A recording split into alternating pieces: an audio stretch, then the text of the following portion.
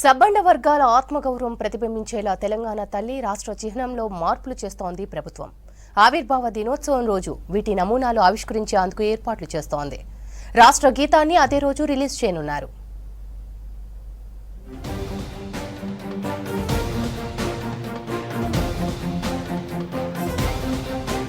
పదేళ్ల రాష్ట్ర ఆవిర్భావ ఉత్సవాలకు రెడీ అవుతోంది ప్రభుత్వం. కాంగ్రెస్ అధికారంలోకి వచ్చిన తర్వాత మొదటి ఉత్సవాలు కావడంతో ఘనంగా జరిపేందుకు ఏర్పాట్లు జరుగుతున్నాయి. తెలంగాణ సంస్కృతి ఉట్టిపడేలా తెలంగాణ రాష్ట్ర చిహ్నం, తెలంగాణ తల్లి విగ్రహానికి మార్పులు చేర్పులు చేస్తోంది ప్రభుత్వం. ఇదే విషయంపై రాష్ట్ర కేబినెట్ లో చర్చ జరిగింది. అందశ్రీ రాసిన జయ జయ హే తెలంగాణ పాటను తెలంగాణ గీతంగా ప్రకటించారు సీఎం రేవంత్ రెడ్డి. ఇప్పుడు దానికి ట్యూన్ కంపోజ్ చేయిస్తున్నారు. రాష్ట్రం ఇచ్చిన సోనియా గాంధీ చేతుల మీదుగా రాష్ట్ర గీతాన్ని రిలీజ్ చేసేందుకు ఏర్పాట్లు చేస్తున్నారు.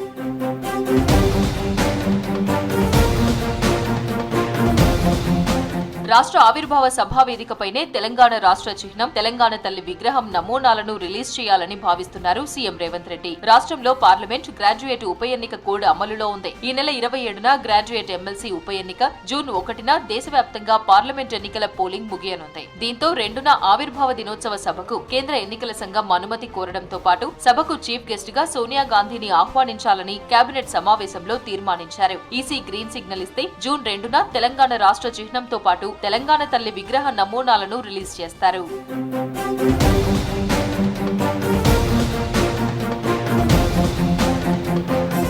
రాష్ట్ర వ్యాప్తంగా తెలంగాణ ఆవిర్భావ వేడుకలు ఘనంగా జరిపేందుకు ఏర్పాట్లు చేస్తోంది ప్రభుత్వం. ఈ ఉత్సవాల్లో ఉద్యమకారులు, అమరవీరుల కుటుంబాల సభ్యులను సన్మానించనున్నట్లు తెలుస్తోంది. సబ్బండ వర్గాల ఆత్మగౌరవం ప్రతిబింబించేలా తెలంగాణ తల్లి విగ్రహం తీసుకురానున్నట్లు తెలుస్తోంది. పెత్తందార్లపై తిరుగుబాటు చేసిన చాకలి ఐలమ్మ, రజాకార్లపై తుపాకీ ఎక్కుపెట్టిన మల్లు స్వరాజ్యం వంటి వారి ఉద్యమ స్ఫూర్తిని కనిపించేలా విగ్రహం తయారు చేస్తున్నట్లు తెలుస్తోంది.